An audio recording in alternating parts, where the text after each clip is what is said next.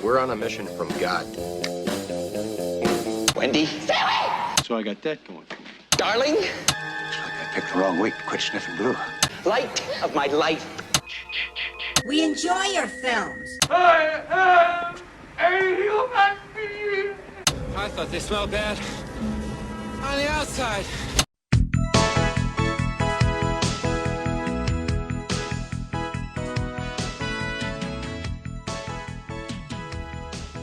Welcome to Vintage Video, where we're rewatching the 80s so you don't have to. We're reviewing every major film release of the 1980s in real time. I'm Patrick O'Reilly. I'm Jesse Bayless. And I'm Richard Wells. And today marks the 40th anniversary of the release of Coal Miner's Daughter on March 7th, 1980. It was written by Thomas Rickman, based on Loretta Lynn's autobiography, and directed by Michael Apted, and released by Universal Pictures. Which I know because I work at Universal Pictures. We have posters for the movies that Universal released, and this is the first one where there's a poster in my office. What's Coal that? Miner's Daughter. Not in your office, Well, but it's in our suite. It's in your area. Yes. Didn't you say you get to request a poster for your room? You saw it once. I've seen it. I've seen this movie. Yes, I can request a poster, and I will be requesting a poster of the best Universal film, MacGruber, to put up in my office. A little making of talk. Beverly D'Angelo and Sissy Spacek do all of their own singing here. It's amazing. Pretty impressive. Yeah, you know what's interesting? So after, because I'm not super familiar with Loretta Lynn music. Sure. And so after the film, I went back and listened to a bunch of her songs on YouTube. Is it pretty spot on? No, I like Sissy Spacek's versions better. Oh, man. That's rough. You know what, though? I think Reese Witherspoon's a better singer than June Carter. After I watched Walk the Line, I was like, this is better than June Carter. Well, I mean, it's probably more processed. Well, that's what I was going to say. I mean, I think that we're looking at it at a different time. You know, what we like in music is not necessarily what was going to be popular in, you know, the 60s and 70s. And it's definitely not the same sort of, like you say, processing and I felt like in places some of her singing sounds like Buddy Holly-esque, like there's like little hiccups in her lyrics. I don't know if they both do that. Yeah, I think they both do that. Like she definitely, you know, takes a note and you know, sort of flips it, or I don't know any music terms, so Flipping notes. Flipping notes. Inverting what I'm gonna tones. call it. Oscillating. That sounds like sounds? That sounds like a term. Sure. Loretta Lynn was in the audience when Sissy Spacek accepted the Best Actress Oscar for portraying her. Coincidentally, Jake LaMotta was also in the audience that night to see De Niro accept the award for playing him. I think it's interesting because I think that now when people do movies that are you know, biographies of people, they work really hard on making accuracy, them look like that person. Oh, sure. So they don't even just have to be a good actor and pull off the accent or the mannerisms, but they really want them to look like them. So I think that a lot of recent films that we've gotten, they go to great lengths to do extensive makeup to make these people look like them. Sissy Spacek looks nothing like Loretta Lynn. But Loretta Lynn picked her specifically for this role. I wonder why. She must have just been impressed by something else that Sissy had done at the time. Though Tommy Lee Jones does look a little bit like her husband. And her husband was really mad about anyone being cast. Like, he was like, I could play the character. Like, doesn't matter. It doesn't matter that I'm much older than I need to be. But that totally sounds like something the character... Yeah, that's what the Tommy actual Lee Jones person would do. do. Absolutely. I believe Harrison Ford was also attached at one point to play him. Which is funny because it's the fugitive and the criminal of the fugitive. Which I think that was what he got his Oscar for, right? Tommy Lee Jones got an Oscar for The Fugitive? For The Fugitive? I think so. Because he was like the leader of the party. But... I'm pretty sure he got an Oscar for that. I think that's his Oscar. I don't think he has another. Unless, did he get one from Men in Black 3? I guess that would be a supporting role. Because Brolin does the heavy lifting in the third one. One Oscar. Wow, for The Fugitive. Yeah. Good poll. And he came back to the character for U.S. Marshals. Right? Yeah, which was a carbon copy of the movie. Yeah. But it was from the Marshals' perspective more. Yeah. Where The Fugitive like splits it about 50-50. Right. And the second one had Robert Downey as a... Did it really? Yeah. I saw it in theaters. I haven't seen it since then. I just remember there's a scene where they're shooting at headstones in a cemetery. Yeah. But I should rewatch that because I like Tommy Lee Jones. Jodan Baker passed on the role of Doolittle, which I feel like he fits too really well. Yeah, that's another good casting choice. But yeah, so we start the movie with Loretta basically following her father to a coal mine where he works. And we see the depressing conditions of that line of work. Explosives being set and blown up underground in like contained air spaces and people inhaling all this Coal insanely dust. Carcinogenic stuff. It blows my mind that is the way we did that, and it's not too terribly different from the way we do it now, which is just, it's mind-boggling. Mind-boggling? You're off the show, Richard. All right. New show. Doolittle is bragging to a crew of the miners. He's not one of the miners here, but he's bragging to them and taking bets on whether or not he can drive his Jeep up this really steep incline nearby. And a bunch of them, including a William Sanderson character, Dollarhide, are throwing all their money at him because they're like, there's no way he's going to get up that hill. I was so surprised to see him in this movie because Dollarhide? Is that his name? William Sanderson. Yeah, William Sanderson. I was like, isn't that the name of the witches? But I was like, it is. It's just the same name. Yeah. So he I know him from Deadwood, but he's basically looks exactly the same as he does 20, 30 years later. For sure, they had seen this on his and they're IMDb like, yep, we're hiring that guy because he's perfect. Well, see, I always go to Blade Runner for him.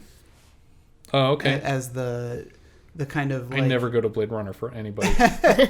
Maybe Rutger Hauer. I feel like I go to Hobo with a Shotgun or for Rutger Hauer. The Hitchhiker. What about Daryl Hannah? Splash or Kill Bill. Yeah.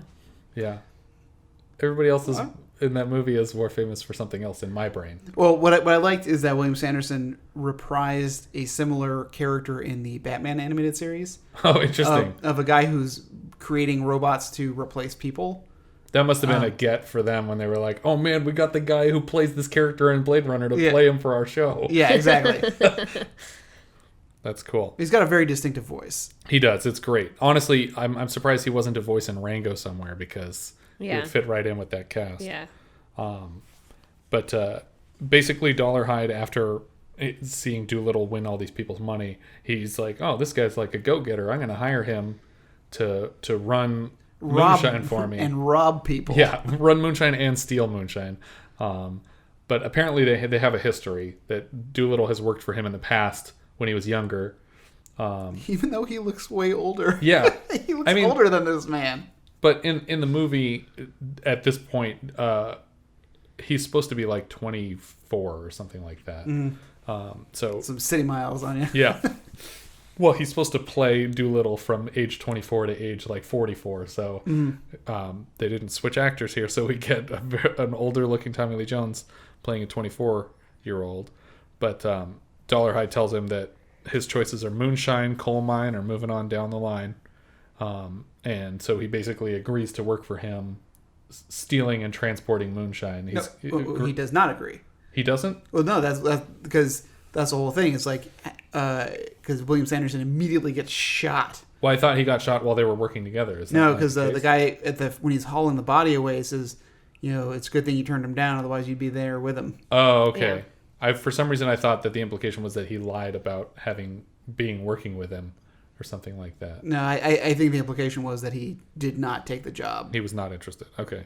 He didn't want to be a Duke of Hazzard. I love Loretta's father in this because he just tosses out all these like pearls of wisdom. He's like easily the most intelligent character in all of this show. Yeah, but it shows like how that intelligence gets wasted in these communities, in these mines. Like so many people are throwing their entire lives down into these holes in the ground, and she just doesn't want to be a part of it. Yeah, but when he gets to the top of the hill in the Jeep, he says, well, he did all that work to become the king of the pile of junk. It didn't mean anything. Yeah. But I also like when they're going to the store and it says time to give the company back its money. Yeah. Because that's the whole thing about coal mining is like They set up all the shops in the town. Yeah, so you have to buy all your stuff from the company store. You know, the song, you move 16 tons, and what do you get? You're older. Deeper in debt. That's right. And so you're just getting like this dynamic. You're essentially an indentured servant. Right. Because, you barely make enough money to build a life for yourself. In the meantime, you're squeezing out kids. Your family's squeezing out kids like and crazy. your life ends at 40. Yeah. Because of black lung. And most of these hardships end up in the lyrics of Loretta's songs. Yeah. Throughout the rest of her life. Yeah.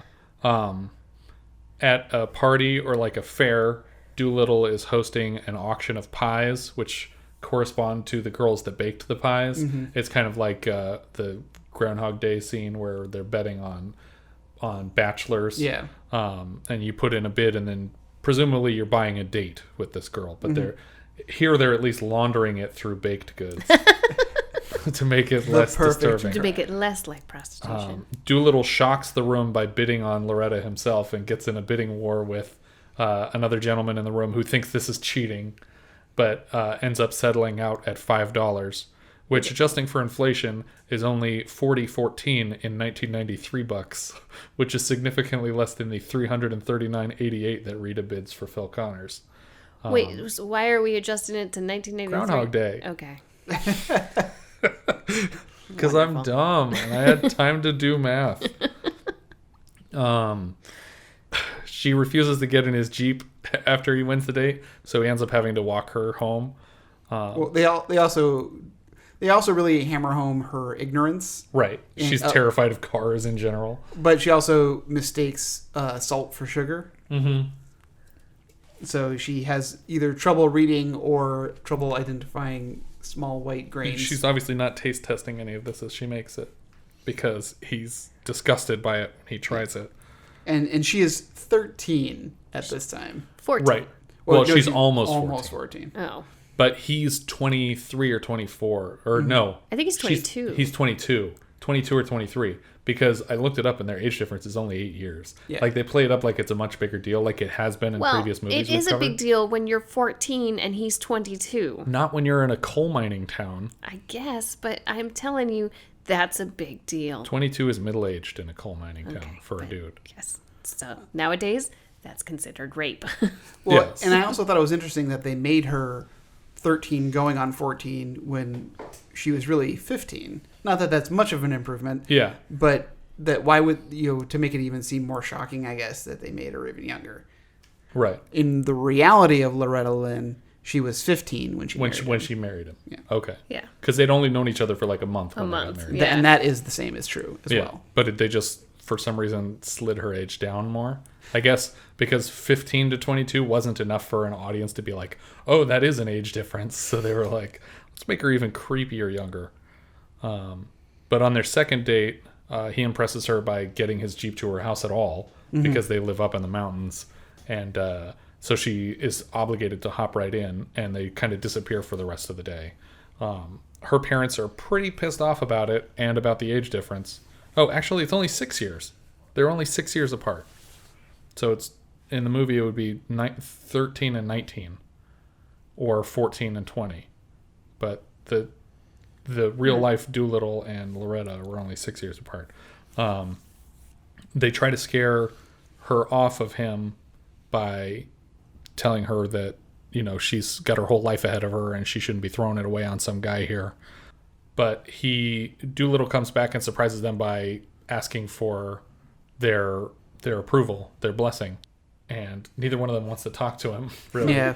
He goes in and asks her dad, and he's like, go ask her mom. And then he asks the mom, and she's like, go ask the dad. And hilariously, Loretta's answer to this was wait till they're in bed, because then that's the only time at which they're both in the together in the same room, yeah. so that you could and so he literally does. They're both asleep in bed, and he barges comes back in the middle of the night. Just barges into their bedroom. He's like, hey, I want to marry your daughter. And she's like, well, I'm assuming that our blessing isn't going to prevent you from getting married if we don't give it. And he said, well, no, I'm probably going to do it either way, but I would prefer to do it with your blessing. But the dad lays out like 2 rules. He's Yeah. like, you never hit her, and you don't take her away from me. Right. So on day 1, he rapes her and hits Spoiler her. alert. He does both. But also, as much as you can be like, well, wait, no, you had a verbal contract with her father? Like, why does that matter at all? Like, what say does her father have in, like, the conditions of him being, like, it's her choice. That's how that works. But also, it's like, it wasn't a terrible condition, the hitting thing, but I don't know why her father's trying to doom her into living in this town. It seems like a weird thing for him to do. He should want her to get an education and leave. I mean, obviously he wants to see her, but... And she'll do one of those things. Yes, she will leave. She catches him cheating like a day after they got married. Well, it's a recurring thing. Yeah. That, like, both in the film as well as in her songs, like, cheating is just sort of like a thing you have to deal with as, like, a woman, as a wife, you know? And for the most part, it is the other woman's fault and right. not his fault. Totally. Yeah. And it's just like, and it's always about, like, getting your man back and you're, you know, getting rid of the other woman. And it's, you know, not about, like, you know, blaming him or getting retribution or anything like that. Yeah, I mean, the whole song that she writes later in the movie is, "You ain't woman enough to steal my man," or something like that. It's like... literally just like, hey, lady, stop letting my husband cheat with you. But yeah, women, am I right? Seriously. So then after basically raping her on their wedding day and slapping her around because she is upset about it. Didn't want to be raped. Yeah. Then he cheats on her immediately and then tells her, hey, I'm moving to Washington and I'll send you money when I have it saved up and you can come join me in Washington. So... Well, we're kind of skipping over the fact that as soon as she's thrown out, right, she goes back home and she's pregnant. Mm-hmm. Like, you know, like the father says, "Oh, you're getting fat," and the mom immediately goes, "Oh God, yeah." And when she gets in the car with him here after he's trying to like flirt with this other girl, she's like, "Oh, I just got back from the doctor," and he's like, "Oh, are you sick?" And she's like, "Yeah, I'm pregnant." And he's like happy about it. Yeah. Like you could tell he's already this is great. That was kind of a sweet moment where he was like genuinely pleased by that fact. And then he does move to Washington, but true to his word, he actually sends money for her to come along. And her dad takes her to the train station, and standing at the train station on the platform, he basically says to her, "I'm never going to see you again." And she says, "Oh, we'll visit. You're going to see me again." And then he says, "Yeah, but you won't be my little girl when I see you again." And then the train pulls up and she gets on it. And it turns out over the course of the rest of the movie, he's right. She never comes back during his lifetime. I mean, is that true that she never sees him again after that? Because he died not super long after she left for Washington. Okay. I mean, long enough for her to have 4 kids. Yeah. That seems like a while to not have gone back and visited your father. I don't think that people traveled as often at the time. I mean, I suppose it took people not in that socioeconomic. Yeah, it took him a month to save up the money to bring her out to Washington with him. That's fair. And so we cut to Washington where she's already the mother of 4 children. She was just pregnant when we left, and we've fast forwarded 4 kids, which I'm assuming is 4 years or 5 years. Yeah. Like it seems like they're in a routine where she's getting pregnant every time she has a kid. She's sings a song to some of the kids to help them go to bed, and some of the lyrics involve raising the Titanic. But maybe it'll turn to something that'll raise the Titanic someday. Which is the name of a movie that we will cover later this year called Raise the Titanic. It's been, like we said, 4 or 5 years, and they still don't have a phone installed at this house. So their neighbor has to run up the yard and says, "Oh, tell Loretta her mom and dad called to wish you guys a happy anniversary." And this is like Doolittle being like, "Oh, it's our anniversary. I should make a comment to indicate that I remember that it was our anniversary." Right. And so he goes back into the house and he's like, "Hey, we got our anniversary coming around. Is there anything you want?" And she's like, "Well, I still don't have a wedding ring." And he's like, "Oh, that's great." And the next day he goes to like a pawn shop to get like a crappy wedding ring that's like not personal at all. And he's like, "These are all really expensive. How much is that guitar?" And then he gives her a guitar, which she does not know how to play and has shown no interest in. But he flatters her by complimenting her voice and saying, "Oh, you're a really good singer. I'd love to hear you play guitar while you were singing. You could learn how to play this thing."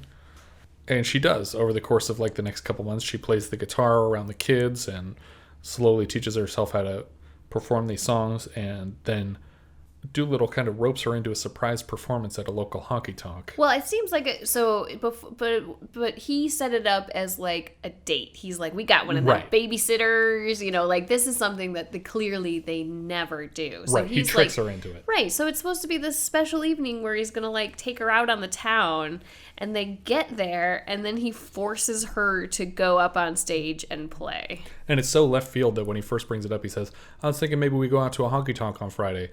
And she's like, together? It's like, no, separately, or like one of us would go.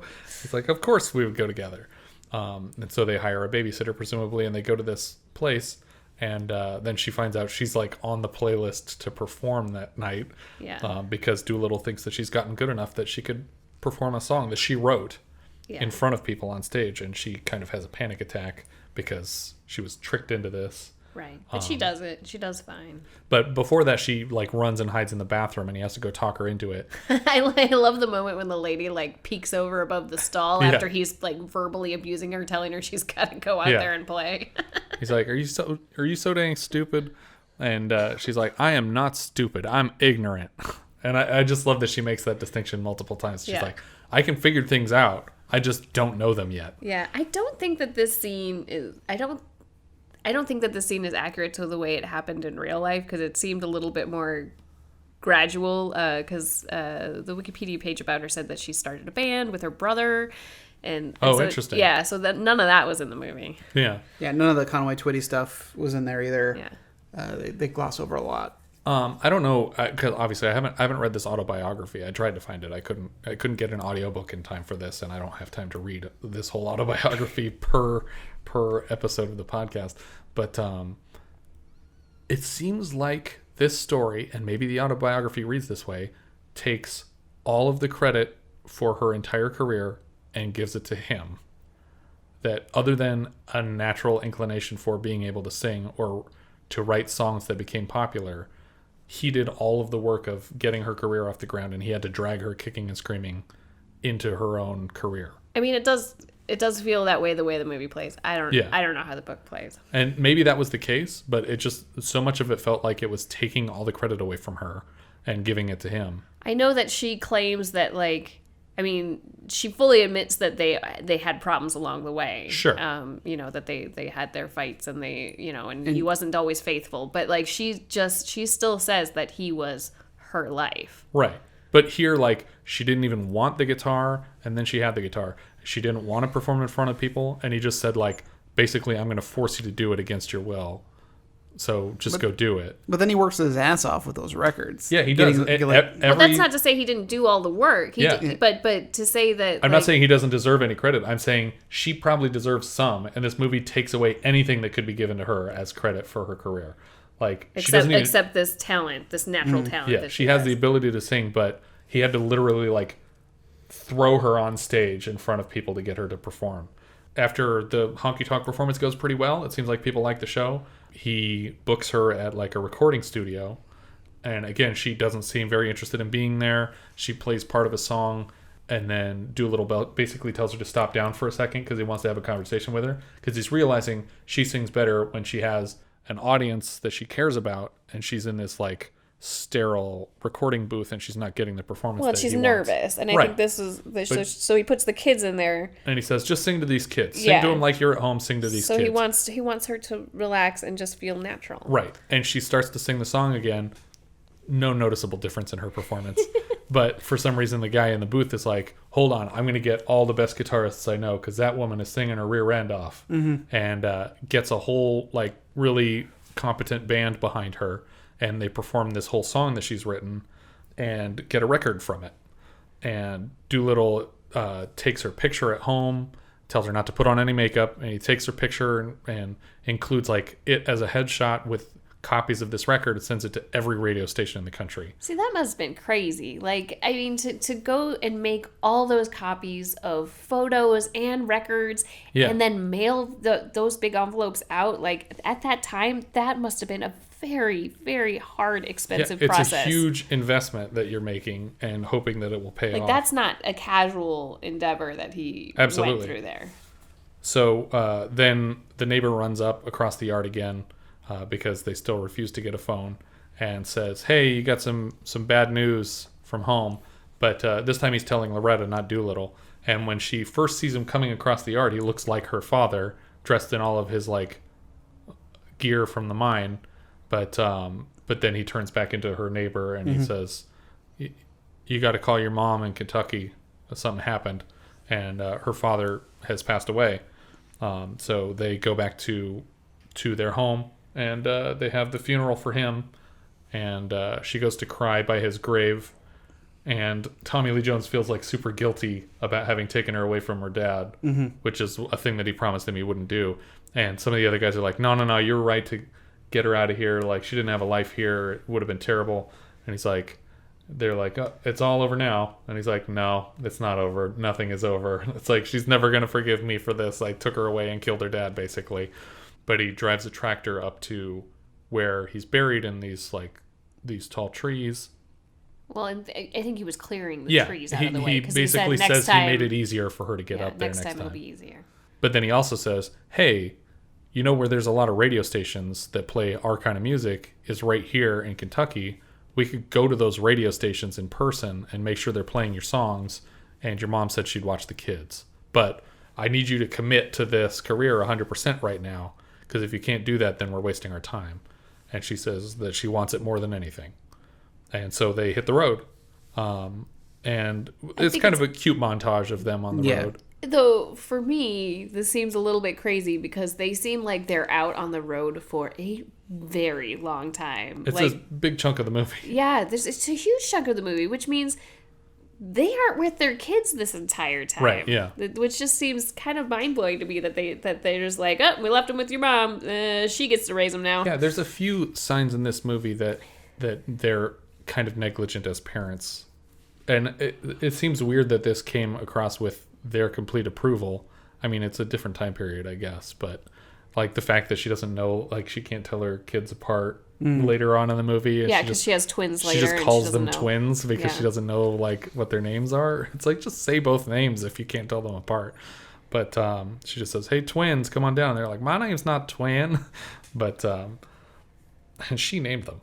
But so they go to all these different radio stations. The first one they go to, they're like, hey, we sent you a record. Have you had a chance to play it? And he's like, oh yeah, I played it and just sort of laid there. And they're like, that's funny because it's right here and it's still sealed. So you didn't play it and you're a liar and you're a jerk. And he's like, can you get out of the booth? Because I'm going to be live in a second. Going off on him. And Tommy Lee Jones just kind of like pushes her in further and then runs away. He knows, like, he's like, this is where her instinct takes over and I don't have to worry about this anymore. And he's like, well, can you get her out of here? This is going to be a problem if she's still here when the mic comes on. And he's like, look, man, you're going to have to deal with her. She's probably going to be here all day because of what you just did. And he's like, okay, fine. I'm just going to interview you on the radio then. And he does, and he plays the song, which is really all they wanted. But he says her name wrong, but she corrects him. I couldn't tell if that was on air or not when she corrects him to say, because he calls her like... because Tommy Lee Jones he hears it from the first car and goes, hey, and then she corrects it as well. But I can't tell if she's actually saying that on air or if now the song is playing and she's correcting him too late. Well, Tommy Lee Jones heard it outside on the radio. He heard the wrong name. Correct. But I'm saying he doesn't know if the correction she tries was on to air. correct him. She says, It's Loretta. It's Loretta Lynn, not Lorraine. Loretta. And he says, okay, Loretta.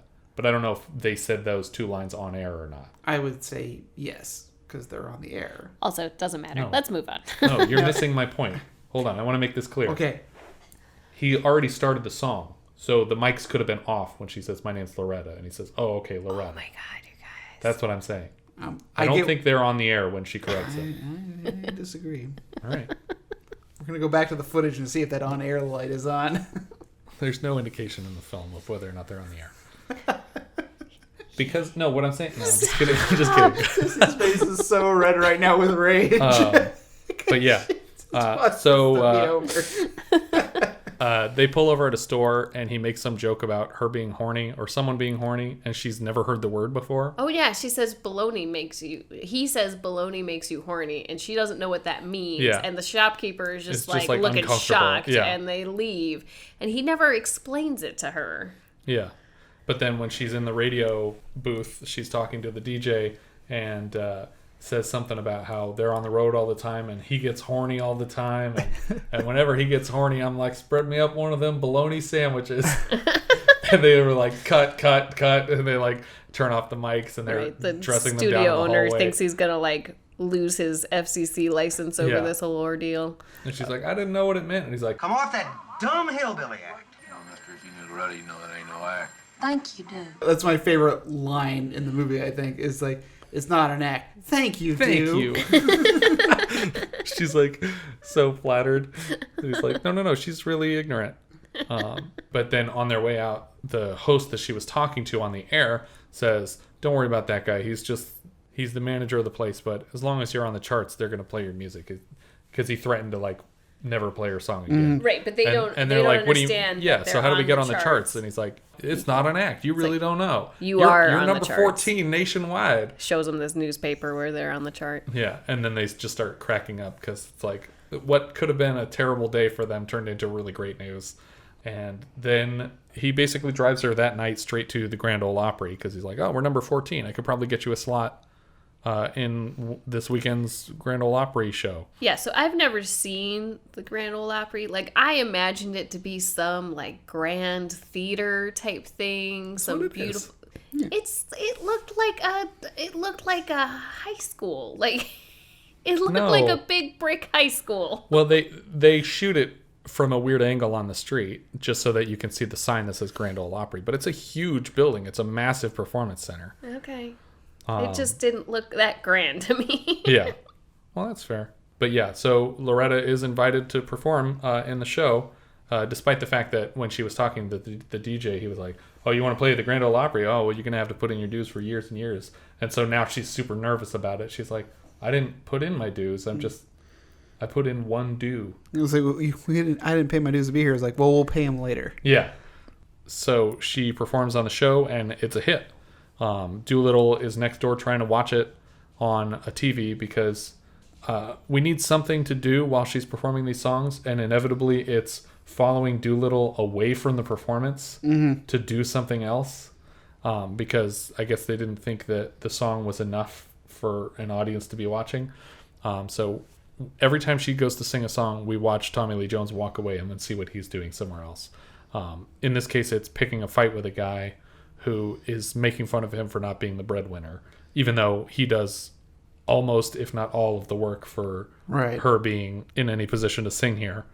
And they get into a big fist fight. Then we just cut to after the performance. She's been invited to come back. Doolittle's got like a fat lip from the fight, and he tells her she was great, and lies about how he hurt himself. She's invited back multiple times. I guess she performs for 20-something days. Right. On the lineup for the Grand Ole Opry. But she takes a break to do a private event, like for Patsy Cline, who just got in a car accident. Right. Her husband actually meets her at the Opry and says, "Hey, Patsy heard you sing her song, and she would love to meet you." And so she's like, "Oh, Patsy Cline wants to meet me? That's incredible." And she goes and meets her at the hospital where she's all bandaged up. And I did like the line where she turns to her husband. She's like, "Did you bring me that beer?" And her husband's like, "Right here. I got it in my jacket pocket." Because I'm assuming the hospital was like, "No, she can't have alcohol." Yeah. I like that she then's like, "Get me my straw. It's in the top drawer." So it's just like clearly she's done this before, and she keeps straws on hand for this purpose. Here, Loretta's a little bit. She's nervous because she just sang Patsy Cline's song on the radio, and she's like, worried "You're not mad at me for singing your song, are you?" And she's like, "No, I'm just worried that people think you sang it better than I do," which is crazy because Patsy Cline is an incredible singer, and Beverly D'Angelo is an incredible singer. Every time they play a Patsy Cline song in this movie, I'm like, "Oh, this is a really good song." And every time they play a Loretta Lynn song in this movie, I'm like, "Meh, I could take it or leave it." I feel like the lyrics in the Loretta songs are not good. in almost all of them. Well, they're very simplistic. But they also, they're kind of clunky. They don't flow really nicely. Yeah. Like, Patsy Cline's lyrics are very, romantic and poetic, and they flow nicely from one line to the next.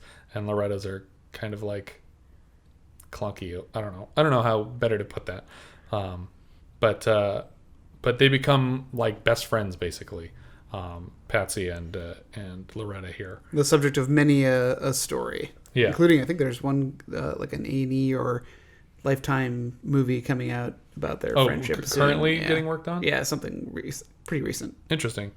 But yeah, while they're on tour together, because Patsy invites her on tour and they're on the bus all the time, Doolittle catches Loretta wearing makeup again at Patsy's suggestion, presumably, and tells her not to do that. But Loretta is getting a little bit of courage from Patsy to talk back to Doolittle and say, well, no, it's my career and I can do what I want. And he shouts at her and they get in kind of a screaming match and asserts himself to the point that even Patsy is afraid to speak up at this point on the bus. Yeah, I mean, he's definitely feeling threatened here as the man because she's obviously the one. Her career has gotten to a cruise control point. Right, and she's the one supporting both of them, and that's definitely emasculating for him. Sure. And there's nothing he can do now to prevent her from making the money. He was doing all the work before, but it's she doesn't need that engine going anymore. He could just stop. And she goes and does her performance. When she finishes, she finds him basically drunk in a car with another woman. And she this is par for the course for her. So she just opens the door and she's like, give me my husband back. He's like, hold on, let me grab my parrots, sweetie. Because he's just got a big bag of a bunch of parrots that presumably he won at a fair game or something. Right. Let me get my parrots, baby. And then she goes back to the car to get the hat that Doolittle left on the girl in the back seat because she cares so little about this person that she might as well have just been a hat rack. Mm-hmm. She's just whatever, give me my hat back. We're going to go. And this is when she sits down in the tour bus and writes that "You're not woman enough to take my man" song in the car. And he's like, what gave you the idea for that song? She's like, what do you think? Later in another parking lot, Doolittle gets really, really angry and actually starts hitting her for wearing makeup. And they're together with Patsy and a couple other people. Right. Everyone gets in the way. Loretta's able to actually smash his hand with something or hurts him. But they get away from him. Everyone gets in the car except for Doolittle, and they kind of strand him in this parking lot. I think she actually breaks his finger. Yeah, I don't remember how she did that. I think she was kind of smacking him with her bag, her purse. But she's at her hotel or wherever they're staying for the night when he walks in because he had to walk from whatever parking lot they were in, and he basically tells her, "Hey, I shouldn't be doing this anymore. I don't need to be on this tour with you." And it's obviously causing problems. And he basically is stepping away from managing her career and is saying, there's other people here that can do this better than me. He's going to step back and just kind of be a stay-at-home dad, basically. Mm-hmm. And so we do get little glimpses of him with all the kids driving around. And I mean, I don't know if he's totally a stay-at-home dad because he did say he wanted to go just be a truck driver or something. A mechanic, He got a mechanic job. That's right. But he still has a lot of time with the kids now compared to what he was getting before. Yeah. Right. Which was none, because they just left their children with their mother. But she's home with him one night, and in the morning, the radio says that Patsy Cline has unfortunately passed away in a plane crash. Yeah. Which is a nutty thing, because they didn't know where the plane was. Oh, really? They knew the plane had crashed, but they weren't sure where, and a bunch of looters found it first and stole a whole bunch of her stuff, and it took a while to recover some of it. They had to track it down, but there are some things that have never been recovered. That's crazy. Same thing happened to Carol Lombard, I think, when she crashed into Las Vegas. They never recovered some crazy ring or something that she had on. I think that was an episode of You Must Remember This that goes into that whole story. For as big a part as Patsy played in this story, there's really not... They don't dwell on this for very long. Loretta gets up to make a phone call and kind of collapses. But before Patsy died, we have a scene though of her at Patsy's house, and she admits that she's pregnant again. So she seems kind of bummed about it. I think maybe because she said she's been having babies since she was 14. Yeah.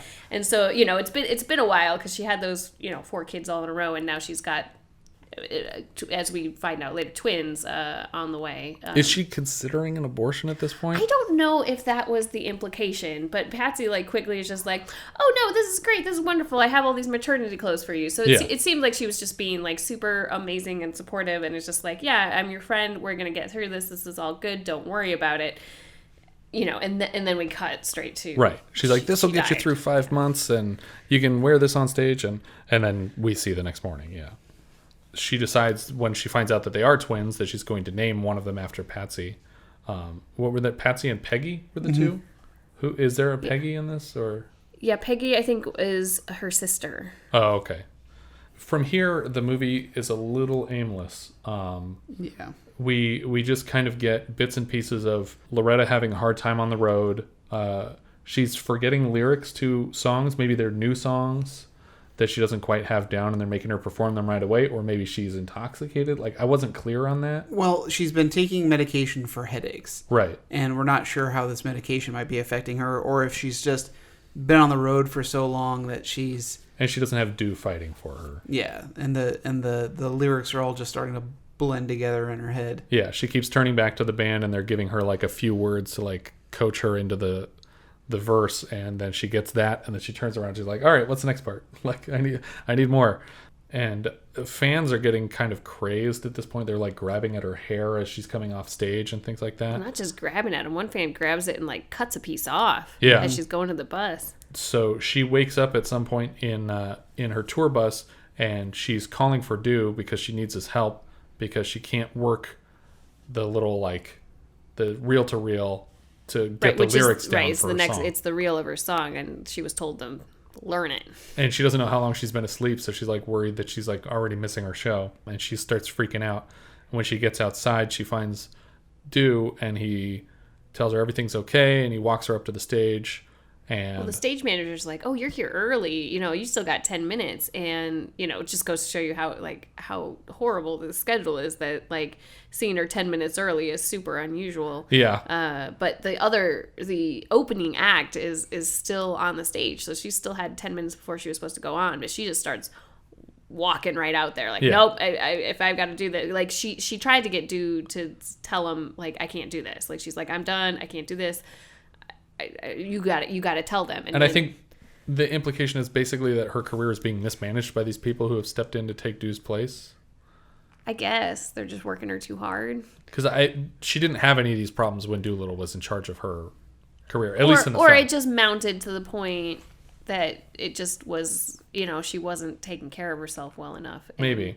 But either way, he doesn't step in to protect her in this place. And she's like, no, fine, I'm going to go out and going to do this. And she goes out and then has a heart-to-heart with the audience. Yeah, instead of going into a song, she just tells them a speech about how much she loves Doolittle and how things are difficult right now, and she basically collapses off stage into his arms, basically.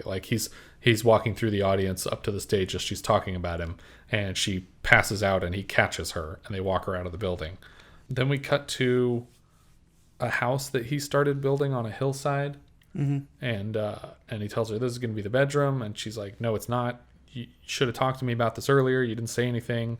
Well, and this is despite the fact that they have not only a massive house, but a huge amount of property in a ranch. Right. And she's now multiple times has been referred to as the first lady of country music, mm-hmm. which I guess was her nickname at the time, which in itself is dismissive of her.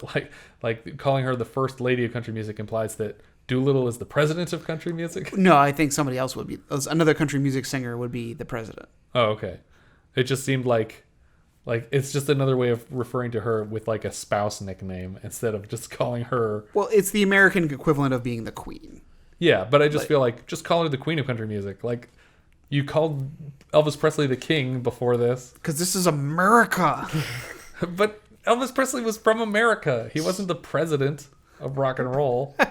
She had other nicknames that were just as dismissive. What were the other nicknames? Well, I mean, she was the honky tonk girl. Sure. And she was Dishwasher Sally. Country music's first girl singer. Beautiful qualifier in the middle there. The second in command of guitars. And this list of her nicknames does include the Queen of country music. Okay, good. But she was also the Decca Doll. I don't even know what that means. Decca was a record label. Oh, okay. Well, she's the Decca Doll and then the Blue Country Girl. Interesting. Or not Blue Country, Blue Kentucky Girl. Blue Kentucky, okay. But yeah, they're arguing over the house because the argument devolves into like, okay, fine, we won't build the house, I'm sorry. And she's like, no, I just don't want the bedroom here. It needs to be on the other side because when the sun comes up, it'll be in my face. There's no point to this scene. I guess it's supposed to be like them coming to an agreement about their relationship. Is that you make these decisions and you just tell me this is the way it is and never include me. I agree with you, but I want to be included in the decision-making process. Which I think is kind of interesting because it's at odds with the fact that she's, in this relationship, the power dynamic seems to shift back and forth between them, where it's just like, well, she's the breadwinner and everything hinges on her career. The entire life that they have hinges on her career, but at the same time, dude just totally dismisses her all the time. Yes, and before this, I don't remember another scene where she was upset about a decision that he made without her. Like, this is the first time that they have that kind of an argument. Except that he forces her to learn the guitar and to play at a country bar and to... So she's mad that he started her country music career. Well, he didn't tell her any of these things. He just did them. That's the argument. Like he said, she didn't disagree, but she wasn't consulted. He just does things. Okay. I'll take that. And that's about it. That's the end of this film. Yeah. Pretty much. Is there anything I'm missing here? No, I mean, that's pretty much the whole thing. A little anticlimactic. Most autobiographies are, unless the person dies in a hellacious ball of fire. The problem is that when a person survives to watch the Oscar be handed to the person playing them, it's going to be inherently a less interesting story because it's just like, what is the story here? It's a girl that was poor, played songs and became rich, and the most traumatic thing that happens over the course of the movie, aside from her father dying, which happens to everybody at some point, is a friend of hers dying, which we don't dwell on for more than like a scene and a half. And her husband was kind of shitty, but at the same time made her career. So yeah, and for the time, that's like a, he's a top 10% husband. He's in the top 10 percentile, I would say. Right? For that time period? No? We'll let you marry him. I'll marry Tommy Lee Jones. This was directed by Michael Apted. That name sounds familiar. I'm not going to come up with any of them. No. Don't. What I always think of is the 7-Up series. Yes, thank you. That is exactly what I was thinking of. Which 63 Up just came out. But he also directed Nell, Gorillas in the Mist. Yeah. Apparently he directed a James Bond film, which I didn't realize, but he directed The World Is Not Enough. And also Voyage of the Dawn Treader, which is one of the Chronicles of Narnia movies. Right. This was written by Thomas Rickman, who had adapted Tuesdays with Morrie into the 1999 TV movie with Jack Lemmon. I didn't know there was a TV movie of that. I think that's the only version that I know of. Yeah, I think that's... If you've heard of a Tuesdays with Morrie, it might even be No, that. I mean, I didn't know there was any film version of that. I guess is what I'm saying. I read the book. I would totally watch a movie. I didn't even know there was a book. What? I honestly just knew the Jack Lemmon one because we had it at the Blockbuster that we worked at. Oh. Yeah, I knew it was a book, and I'm pretty sure that I also knew that this was the only adaptation that's been done. Oh. Was it any good? I have not seen it. The autobiography that the script is based on was obviously written by Loretta Lynn. Well, actually, it was written by Loretta Lynn and George Vecsey, which he didn't have any other credits, so I don't know who he was. I don't remember a George in this story that would have co-written, unless he's just the ghostwriter for her autobiography that she told her story and then he wrote the book. She obviously has a lot of soundtrack credits because she's Loretta Lynn. And she was Loretta Wentworth in an episode of Fantasy Island. Sissy Spacek as Loretta Lynn. Obviously, she won an Oscar for this. She was in Badlands, Carrie. Carrie's probably the biggest one. Yeah. I didn't know her from anything but Carrie. 3 Women, which is a really great movie, a Robert Altman movie with Shelley Duvall. She also plays the mom in Hot Rod opposite Ian McShane. Oh, yes, she does. I forgot about She's that. so great in that movie. Tommy Lee Jones here as Doolittle Lynn. Apparently his feature film debut was in Love Story, where he played like a roommate or something like that. He was in JFK, The Fugitive, Batman Forever, and probably Men in Black is like one of the first things I think of for him, even though that's not his Oscar role. And also No Country for Old Men. Yeah, amazing. That's... And William Sanderson, we said before, Deadwood, Blade Runner. He was in Last Man Standing, which I think is I was going to say not Peckinpah. The Western with Bruce Willis. Yes. But for some reason I went to the TV show. TV show. I was like, really? He was on that? He's also another True Blood alum. Oh, is he on there too? Yeah, along with Lois Smith that we just had. That's awesome. And then Beverly D'Angelo, obviously Patsy Cline, mostly known as Ellen Griswold, I would say. Right. She was also Barbara Miller in 25 episodes of Entourage, who is like Ari Gold's mentor and a competing agent in the Hollywood scene. And she does the voice of Lurleen Lumpkin on The Simpsons, which is obviously a direct reference to this film. Actually, I re-looked at the Wikipedia page, and there's not a lot in common, with the exception of Homer basically forcing her career to get started, like taking her to record an album and seeing that it gets played places. Aside from that, like, it was never a part of this story that she was trying to sleep with her manager who was married to another woman.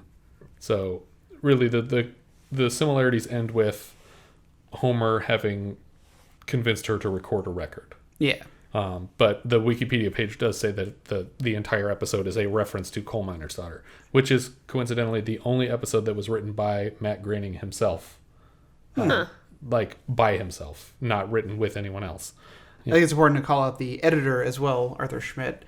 Oh, okay. Because like he's a huge Zemeckis guy, so he won an Oscar for Forrest Gump and for Roger Rabbit. He did all the Back to the Future movies. He did a Pirates of the Caribbean movie, The Rocketeer. So he's got a lot of things under editing credits under his belt. Yeah, that's awesome.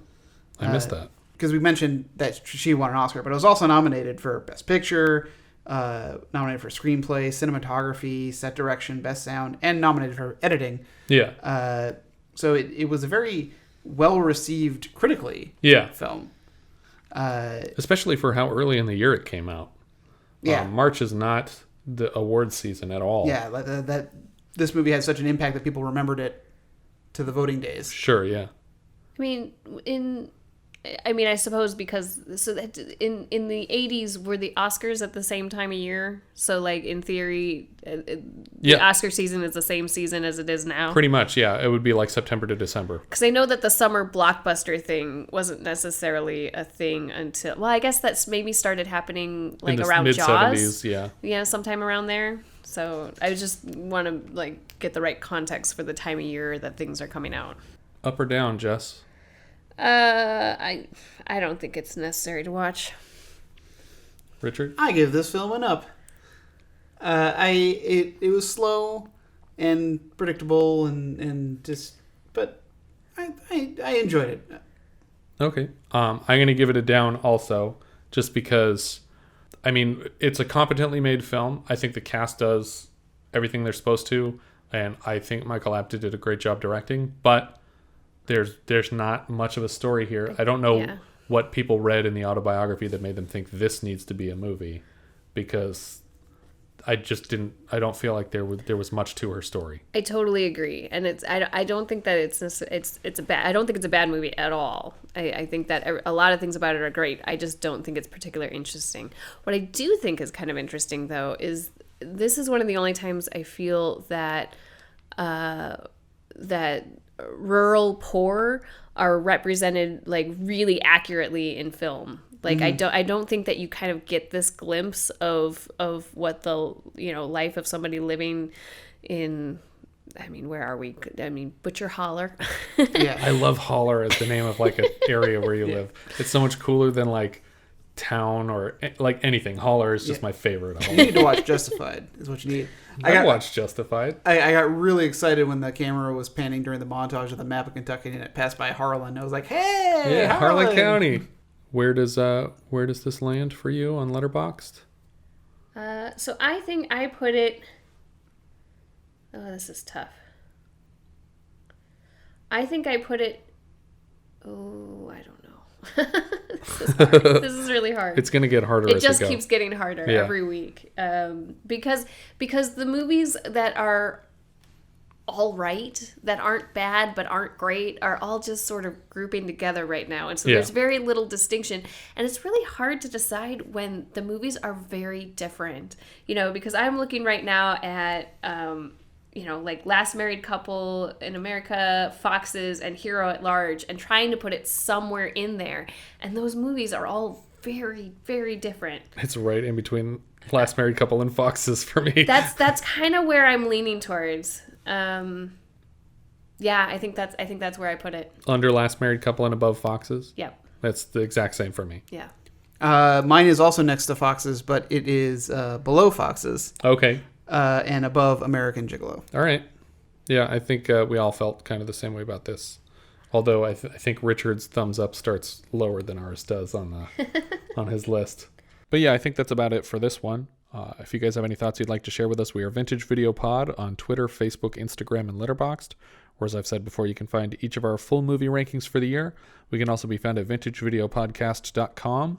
Please consider rating us on iTunes to help people find the show, and if you take the time to leave us a review, we will thank you personally in an upcoming episode. On that note, special thanks are in order for Critty Robinson, who left us our first iTunes review. Critty was a listener back in our MacGyver days and has continued to enjoy the show. I hope we haven't screwed it up yet. If anyone else is interested in a shout-out on the show, if you leave your review between now and the end of the month, we'll shout you out in our first April episode. If you're feeling especially generous, you can also support the show through patreon.com/vintagevideopodcast. Thank you so much for listening, and I hope you'll join us next time when we will be discussing Death Ship, which IMDb describes as a mysterious ghostly freighter rams and sinks a modern-day cruise ship whose survivors climb aboard the freighter and discover that it is a World War II Nazi torture vessel. Spoiler alert. We leave you now with the trailer for Death Ship. Death Ship. It came out of the night. Searching. Signal him to hold the course. We have, sir. Well, signal him again, damn it. Striking. Bringing terror in its wake.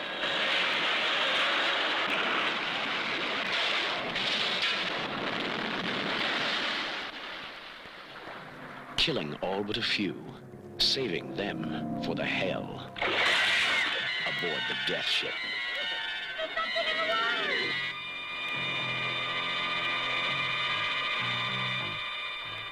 This old ship seems to have a life of its own. Not so bad. We're out of the water. It's a nice day, huh? We can clear this mess up, play a little shuffleboard, get a tan. Death Ship, where evil lives in an endless nightmare.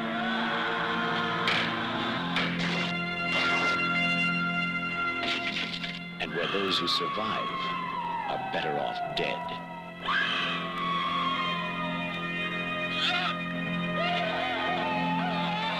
Death Ship, your holiday in hell.